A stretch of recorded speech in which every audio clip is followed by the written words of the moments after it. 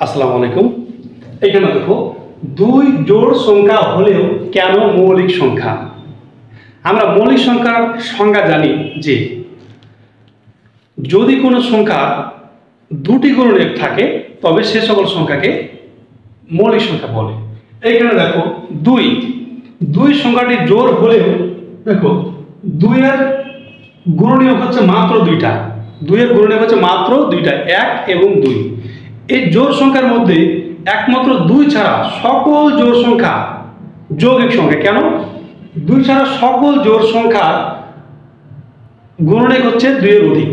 যেমন দেখো চার, চার যদি দিই আমরা চারের এক, দুই আর চার, তিনটা হচ্ছে গুণনীয়ক।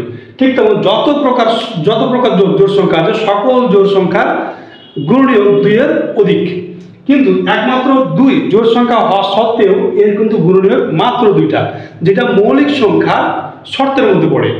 এর জন্যই দুই জোড় সংখ্যা হয়েও দুই হচ্ছে একটি মৌলিক সংখ্যা।